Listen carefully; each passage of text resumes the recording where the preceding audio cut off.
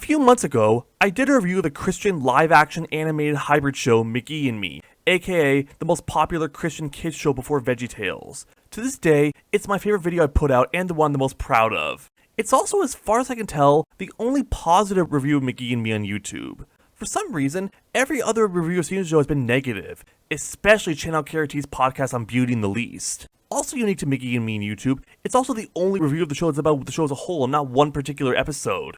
Well, today, I'm making another YouTube video about McGee and Me that nobody's done before. I'm going to be counting down my top 5 favorite episodes of the show. By the way, this is a top 5 list, not a top 10 list, because the show only had 12 episodes, so a top 10 list would just contain every episode of the show barring 2. This gives me a chance to be a little more in-depth with certain episodes and say things about them I didn't in my review of the whole show. Also, I think it's worth noting that I will be spoiling everything in all these episodes. In my review of the whole show, I either avoided spoilers or gave a warning when I was about to go into spoiler territory. There will not be any such avoidance or warning here. If you haven't seen the entire series of McGee and Me, I'd recommend you do so first. Also, if you want to know my thoughts on the show as a whole, go watch my review of the show as a whole.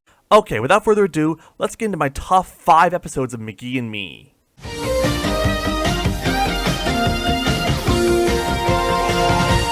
Number 5, In the Nick of Time. Just a little heads up, this is the only episode on this list that's from the New Adventures of McGee and Me, the revival/continuation of the show that came out in 1993, 2.5 years after the final episode of the original run. I went into more detail in my review of the whole show, but I personally feel like the New Adventures was a downgrade from the original run in a few ways. These episodes appeared to have less involvement from the show's original staff. They nixed the Bible passage enactments from McGee at the beginning of each episode. The stories didn't feel quite as compelling. It felt like they misunderstood the universe of the show to the frequent pop culture references. They felt a lot more dated in a few ways. Let me say that the Blunder Years and Beauty and the Least are my 2 least favorite episodes of the whole show. So yeah, if you're wondering what the 2 episodes of the show I'd omit from a top 10 episodes of McGee and Me list would be, now you know. The Blunder Years is easily the worst episode of the whole show in my opinion. It feels incredibly dated with the slang-heavy dialogue, the plot stuff of Nick learning how to act cool, and Nick's parents being the dorky parents donning 60s clothes, something we never saw them as in the series before. I'm almost certain this was the episode Saber Spark was referring to in his What Ruined VeggieTales video, when he said he saw an episode of McGee and Me and that it was the most 1990s show ever made. Beauty and the Least, on the other hand, is another episode that hasn't held up so well, though not for the same reasons as the Blunder Years. I know some people, especially the Channel Karate podcast people, have condemned this episode for being xenophobic and culturally insensitive, and while I don't think that was the intention of this episode, it's not hard to see why people would feel that way, especially with McGee's line about Ely and Michael being Soviet agents and using secret code after hearing them speak Romanian. Though the ending of that episode with the Martins, Tenescus, and everyone from the homeless shelter having Thanksgiving dinner together was definitely a sweet ending and saved the episode from mediocrity for me. In the Nick of Time, however, is easily the best episode from the New Adventures. Now, it doesn't completely avoid the pitfalls the other 2 New Adventures episodes had. It still has fair share of pop culture references, and the episode does feel incomplete without the Bible passage enactment. However, the story, for the most part, is actually pretty solid. The plot of the episode is that Nick, Renee, and Philip's fathers have all planned a very special summer vacation for them and their kids, a mountain climbing expedition in California. Nick and his friends were initially wary about the trip as mountain climbing wasn't their idea of a fun summer vacation, but eventually, the 3 of them warm up to it, each in their own way. Nick is initially apprehensive as he has a fear of heights, and is especially afraid of one giant mountain. After a rough first attempt at mountain climbing, he gets frustrated and decides to give up. However, Giff, the senior guide, convinces him to give it another try. Nick reluctantly agrees, and he manages to scale a mountain. Meanwhile, McGee is swinging around the trees like Robin Hood, and occasionally giving Nick some encouragement when he's frustrated. Also meanwhile, Renee and Philip each end up bonding with their fathers. Renee's father, Ted, has a bit of a distant relationship with his daughter, due to having not seen her for a few years due to he and Renee's mother being divorced. However, the vacation gives him a chance to spend a week with her since he lives in California, having moved there after the divorce. Throughout the episode, Ted constantly keeps giving Renee advice about what not to do, trying to catch up on all the advice giving he never got to give her since the last time he saw her, as well as trying to prepare her for junior high, which she'll be entering into once the summer ends. And listen, honey, don't start wearing makeup too soon either. You know, I mean, once you start with that stuff, you never go back. And, dating. I know you're a teenager now, but there'll be no dating until you're 18. Dad! 17? Renee is annoyed by all the constant advice and she just wants to enjoy her summer vacation, but continues to put up with it.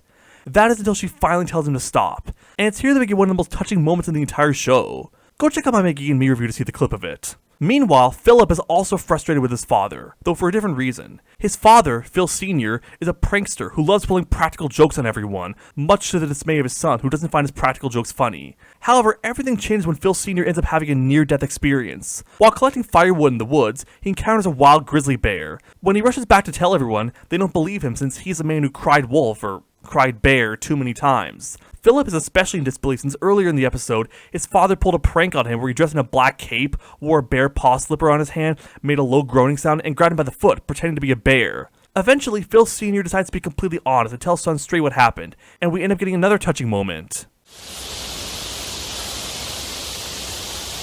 I was really scared to even move a muscle.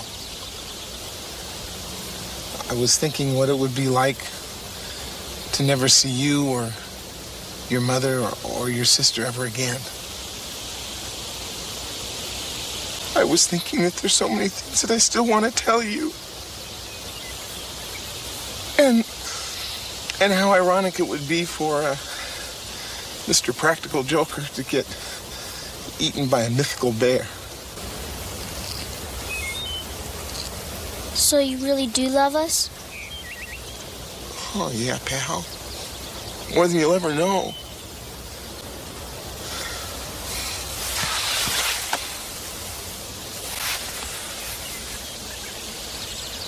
By the way, this is the only episode where we see Renee or Philip's fathers. We previously saw Renee's mother, Carol, in another episode I'll be getting to later in this list, but not her father. We also never see Philip's mother throughout the entire show, or his sister, whom Phil Sr. mentions in his conversation with Philip about the bear. Also, fun fact, Phil Sr. is played by Jerry Hauser, who also played Oski Seltzer in Summer 42, Dave Killer Carlson in Slapshot, Wally Logan in many of the various 1980s Brady Bunch spin-offs, and Principal Milty from As Told by Ginger. However, the most emotional part of the episode is undeniably the climax. When Nick wakes up one morning, he notices that his father is missing and decides to go looking for him. He eventually discovers that his father is injured, laying on a cliff off the side of a mountain. Nick then realizes that he has to conquer his fear of tall mountains and rescue his father before he falls off. It's actually a pretty emotional climax. It makes you fear for Nick, not knowing if he'll be able to save his father, or if he or his father will make it out alive. It's not the most emotional climax in McGee and Me, but I'll talk about that in a later episode on this list. Overall, In the Nick of Time is a decent episode. It's easily the best episode of the new adventures of McGee and Me, with some pretty heartfelt moments, a pretty emotional climax, and a message about looking to God for courage in moments when you're scared to face something dangerous or difficult. Courage isn't something you find in the wilderness. It's always here with you. God helps you find it. It's a shame the other two episodes in the New Adventures weren't quite as good as this one, but hey, at least I can say the New Adventures wasn't a total flop. We did get one pretty good episode from it. But now, on to episodes from the original run.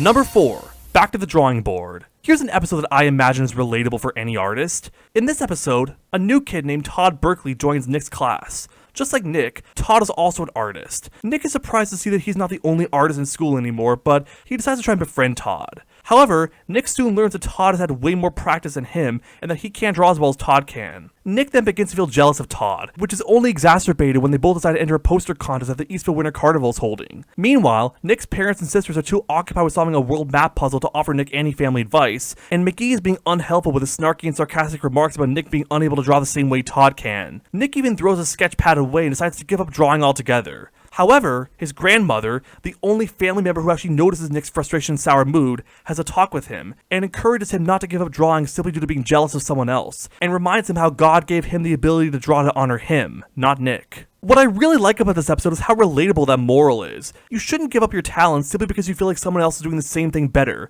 If you enjoy drawing or doing whatever you're good at, you should do it because of that. I also like how they didn't make Todd a jerk in this episode. Sure, he does draw a mocking picture of his OC, a robot named Jawbreaker, throwing McGee in the trash, and claims that sort of drawing isn't that hard. But at the end of the episode, Todd compliments Nick on his drawing ability too, and says that he still has a lot to learn. I tried drawing Jawbreaker. He's tough. Well, I've had a lot of practice. I've still got a lot to learn. You know, your stuff is really good too. Thanks.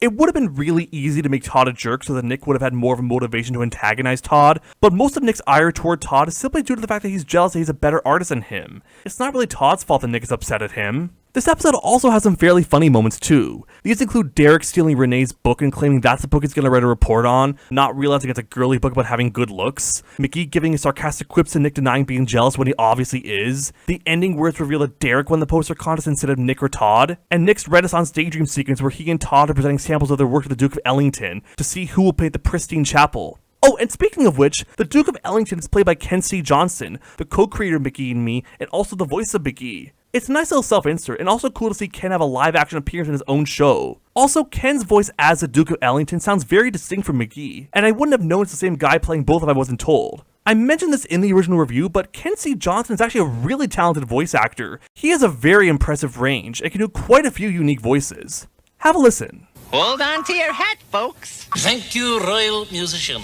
Out to the slammer with you! As a matter of fact, you are. I want the eye of the storm. Your thoughts on this grand occasion. Adrian! Only $89.95 buys you all this happiness. The livestock judging will take place in corral number 12. West, you fool! West! But I'm not even tired. Yes, all those voices you heard in those clips were all done by the same guy. Why he didn't pursue a full voice acting career is beyond me. The only other voice acting work he did, as far as I can tell, was for the Adventures in Odyssey radio series, which, like McGee and Me, was also done by Focus on the Family. But anyway, Back to the Drawing Board is a good episode with a good lesson about not being jealous of others and feeling outshined by someone who you think is doing what you're doing better. Also, one more opinion on this episode I want to highlight is from my friend DJ, or No Parking Barry, who's also a really talented artist. He said it was a nice lesson on how to love your own level of talent, and not having to compare yourself to others whom you may think are doing a better job.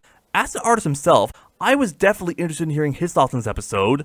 Also, speaking of No Parking Barry and McGee and Me, check out this drawing I commissioned for. It's a crossover between McGee and Me and Lizzie McGuire, two mostly live action shows, each of a little animated character representing the main character's conscience. By the way, if you want to commission DJ and get a drawing just like this one, the link to his Ko-Fi page is in the description. I'm sure both Nick and Todd would feel jealous.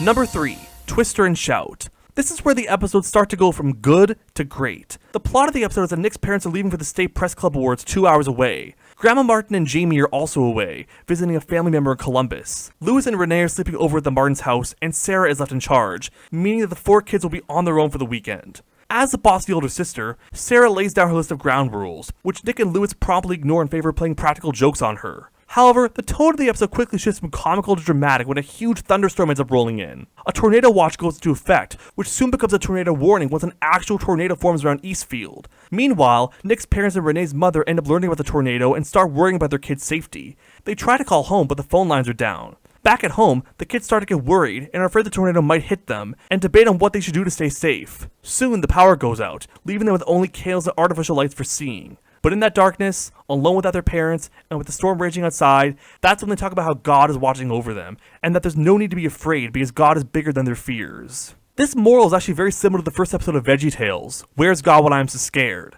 Of course, that episode taught this moral quite a bit differently. In Tales from the Crisper, Junior watches a Frankencelery show on TV, and then becomes scared of the monster he's seen on TV. But Bob and Larry show up and tell him about how God is bigger than the Boogeyman, or Godzilla, or the monsters on TV, so Junior doesn't have to be afraid. In Twister and Shout, however, the stakes are higher since the thing the kids are afraid of is something that could legitimately kill them. A Frankencelery show might be scary, but at the end of the day, it's just a show and it can't hurt Junior in real life. But a tornado certainly can. This may be a hot take, but I think McGee and Me told this moral even better than VeggieTales did, mostly because of the higher stakes and the more imminent danger. The scene where the 4 kids are sitting in the dark living room and Sarah talks about being afraid of the heating grate in her old house due to the creaking sound it made, and imagining that it was someone walking down the hall is also really well handled. It's actually here that we learn about Renee having divorced parents. Renee mentions how her house creaks all the time, but she never really noticed it until her parents got divorced, showcasing how her parents divorcing made her more fearful. It really demonstrates how parents divorcing can affect their kids too, often for the worse. Also, the scene where they all fix the window that the tree branch burst through is another great scene that shows how they all stood up to the storm and knew they didn't have to be afraid because God was protecting them. Of course, this episode isn't entirely serious. It does still have its silly moments. In addition to the practical jokes Nick and Louis pull on Sarah right after Nick's parents leave, the episode also has numerous references to The Wizard of Oz,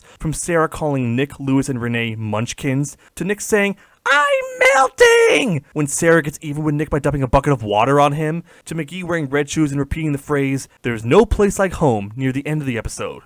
Heck, the second animated segment of the episode with the Lizard of Ooze is very clearly a parody of the Wizard of Oz. What do you guys want? Almighty Lizard, we're here to seek shelter from the dreaded storm. I actually think these references fit in perfectly with the episode, especially since the episode is about a tornado. These references don't come off as off-putting or out of place like the numerous pop culture references in the New Adventures of McGee and Me did. Speaking of McGee, this is one of the few episodes of the show where he has literally no bearing on the plot whatsoever and could have easily been removed. Maybe it would have been nice to have him have some sort of impact on the story, like maybe having him be the one to remind Nick that God is with him or something, but honestly, that's a minor problem, and it doesn't detract from an overall really good episode. Also, one more thing I want to say about Twister and Shout, it contains my personal favorite song from the show, You'll Never Be Alone.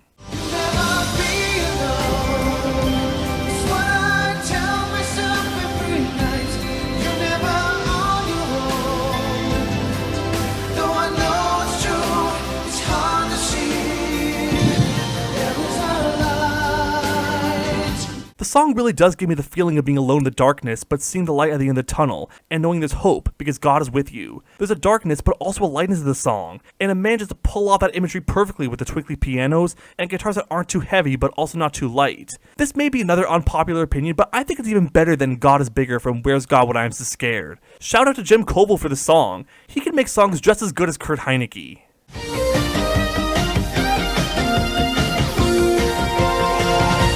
Number 2. The Big Lie. The very first episode of McGee and Me is not only a really good first episode, but it's also the episode I used to introduce new viewers to it. This episode establishes the setting, the characters, and the tone really well. Chances are, if you like this episode, you'll like the rest of the show too. I already went over the plot of this episode in my McGee and Me review, so there's not much new to say here. But to reiterate again, this episode shows what can happen when you don't tell the truth, and how even one tiny lie can get you and or someone else into a lot of trouble, or cause a lot of unintended harm. There are a couple things I would like to note about this episode though that I didn't in my review of the whole show. First off, throughout the episode, the characters continuously refer to George Ravenhill as an Indian, or a crazy Indian or something. I just want to remind people that this episode came out in 1989, and Indian was a common word used to describe Native Americans then, despite its inaccuracy. You know, looking back, some shows do use language that seems okay for the time, but nowadays may make some people feel uncomfortable due to our standards changing and what seems acceptable changing. Okay, now let's try to get an answer from someone who's not a complete retard. Jazz is a spaz! Jazz is a spaz! Jazz is a spaz! By the way, in the book version of The Big Lie, which I ended up getting after I made my review,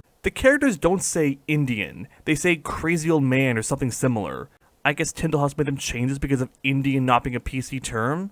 Also, given the fact that George Ravenhill turns out to actually be a nice man, dispelling all the rumors about him, that really does forget the political incorrectness of the term, since it shows that these attitudes and stereotypes that the characters had toward this Native American man are not okay. Plus, it's definitely not uncommon for kids to make up stories about a supposedly scary person or someone who lives in a spooky old house. It kind of reminds me of all the rumors about Old Man Marley from Home Alone and him supposedly murdering his family and half of everyone on the block, which Kevin McAllister later learns are untrue when he actually talks to him at the church. So I could see what the writers were going for with this episode's story. Another thing I want to bring up about this episode is a criticism that what ended up happening to George Ravenhill was more Lewis's fault than Nick's. On some level, I do understand why people say that. After all, Lewis was the one who told Nick the rumors about him eating live animals, and he was the one who told everyone at school about Nick's supposed encounter with him. However, I do still feel like Nick shoulders most of the blame here. For one thing, he never should have tried to knock on the window in the first place. He was only doing so because he wanted to make a good first impression at school, and because McGee convinced him to. Secondly, when Lewis asked if George was eating a live rabbit, Nick could have just said no, but he didn't say that. He did imply that he was indeed eating a live rabbit. He was eating a live rabbit? Yeah, I guess. Yeah, it was alive, whatever was left of it. If Nick hadn't said that, Lewis wouldn't have spread the rumor about Nick's encounter. Lewis may have spread the lie further, but Nick still told the lie in the first place, so I still believe that Nick was the one mostly responsible for what happened. Also, I didn't mention this in my review because it felt too minor, but in the second fully animated segment of this episode, when the innocent kid is taken away in the SWAT truck, the license plate says A113, which, as many of my fellow cartoon fans know, is a very prominent Easter egg present in plenty of animated movies, especially in Pixar movies, and is considered to be the signature of students who attend CalArts. Like I said, this episode came out in 1989, which was 6 years before Toy Story. This wasn't the first piece of animation to ever use the A113 Easter egg, but it is still cool to see it. According to Rob Luce, one of the show's producers, co-creator Ken C. Johnson actually did attend CalArts, and that's not even the only Easter egg in the show. I'll let you find the others for yourself. One final thing I do want to say about this episode is regarding the portrait that Nick drew after he had his conversation with his dad. I had originally assumed it was a drawing of a sad Native American man, given that George Ravenhill's a Native American. However, according to the book version of The Big Lie, it's actually a drawing of Jesus. I mean, I guess it should have been obvious given what Nick's dad told his son about how lying is a sin and how hurting others hurts Jesus, but I somehow didn't put two and two together. That being said, I do feel like either interpretation works. It could be a drawing of a sad Native American, or a drawing of a sad Jesus, since those are the two people Nick hurt by telling the lie. Show co-creator Bill Myers actually told me via email that the Native American / Jesus connection with the drawing was the reason why he wrote The Big Lie in the first place. That's definitely some interesting parallel, and adds to the episode having really good writing. If you can only watch one episode of McGee and Me, watch The Big Lie. It's the perfect place to start for new viewers, and it couldn't be a better episode to be the first episode of the show. But before we get to number 1, let's go over an honorable mention.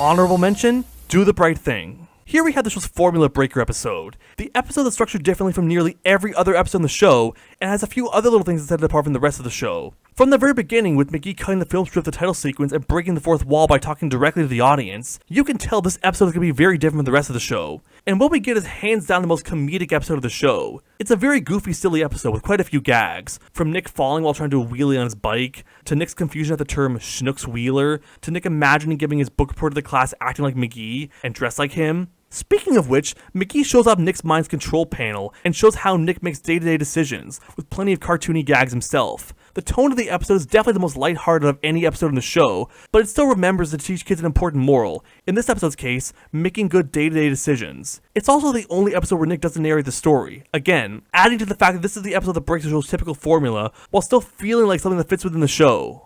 Okay, with that out of the way, let's move on to what you've probably been waiting for, the number 1 best episode of McGee and Me.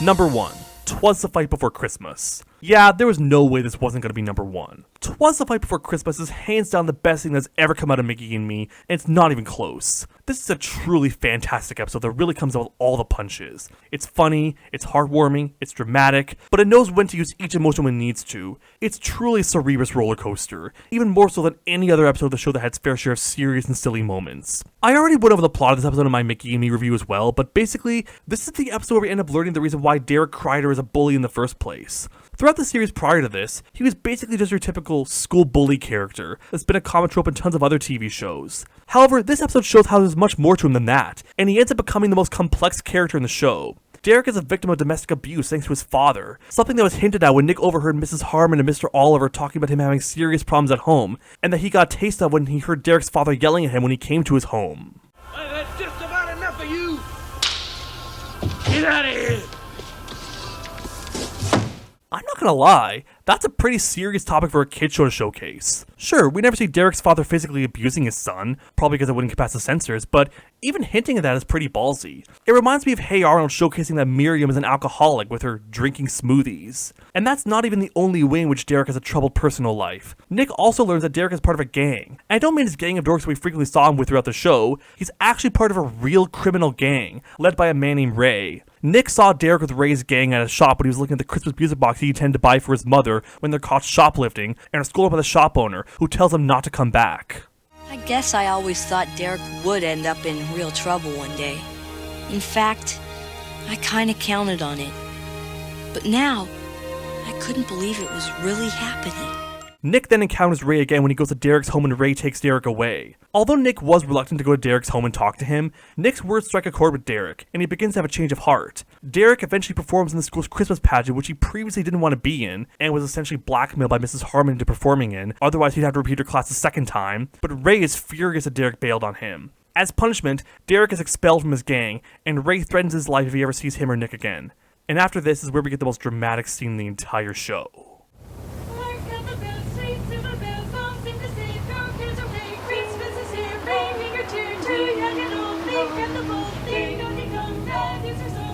Well, look who we got here. drive up the street and pull over.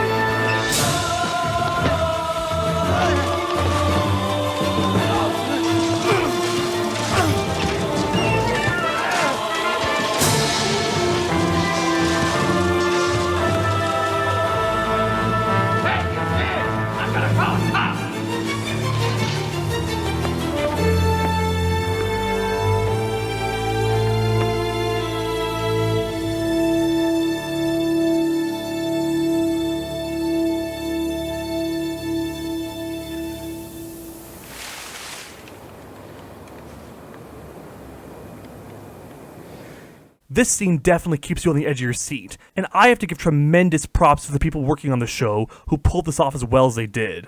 Like Do the Bright Thing, 'Twas the Fight Before Christmas is a very unique episode, though for a different reason. They make it clear this episode stands out from the rest in the very beginning. This is the only episode of the show where the theme song was omitted. Instead, it starts out with a fully animated sequence of McGee riding on a snowboard down a series of snowy hills, with the opening credits appearing at various points, kind of like a handful of Angry Beavers episodes like Sang Up High or Dag's List. This opening sequence also contains appearances from many of the characters featured in the show's previous fully animated segments. The old lady riding on the ski lift is the same old lady McGee was racing against and later fighting for the best seat at the wedding party in the Bible passage enactment of A Star in the Breaking. These two guys riding the sled were castle guards from the Lizard of Ooze segment in Twister and Shout. Speaking of the Lizard of Ooze, he also makes an appearance riding a sled. The Eye of the Storm from that same segment and the Tiger Shark from Twister and Shout's Bible passage reenactment appear too. This guy skiing down the mountain is the guy who switched his and McGee's cows in the Bible passage enactment of Back to the Drawing Board. He also makes a cameo appearance in the Canine Cola commercial in the episode Take Me Out of the Ball Game. Jawbreaker from Back to the Drawing Board is also seen chasing McGee while he's snowboarding. I think it's really cool that they had all these characters from the show's previous fully animated segments appear for this special episode. Although I think they could have gone a little further when it came to showcasing those characters. They only had characters from 3 previous episodes after all, and half of them are from the same episode, Twister and Shout. I would have preferred maybe the 2 bands from the Bible passage enactment of Skate Expectations being the sleds at the castle guards.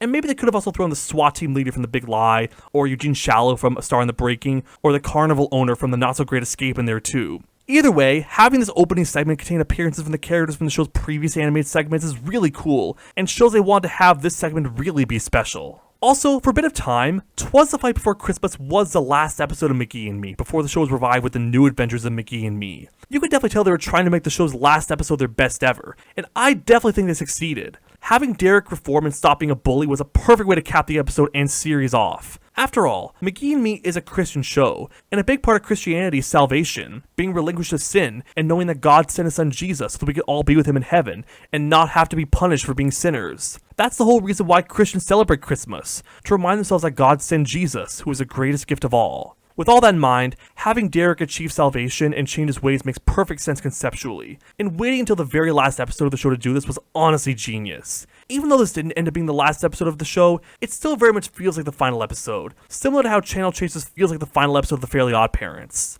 Overall, 'Twas the Fight Before Christmas is the show's magnum opus, and it's something I'm likely going to be watching every December. Also, if the New Adventures of McGee and Me never happened, and this ended up being the final episode of the show, honestly, I would have been just fine with that. This really was the perfect way to end the series. And God bless us, everyone. And that's the top 5 best episodes of McGee and Me. Man, it's my first time doing a list video. It's not a top 10 best or worst hit songs this video. I actually do have an idea to do another best episodes list of another show I've already talked about on this channel. If you'll be interested in me making that video, let me know in the comments. And also let me know in the comments what your favorite episodes of McGee and Me are. Did you agree or disagree with any of my picks? I'd love to hear your thoughts. Thanks for watching, everyone. By the way, I'm not totally done talking about McGee and Me yet. I got quite a bit to say about the behind the scenes of me making my review of the whole show, as well as some of the stuff that's happened since I released it. But you'll just have to wait a little bit to hear me talk about that. Till next time.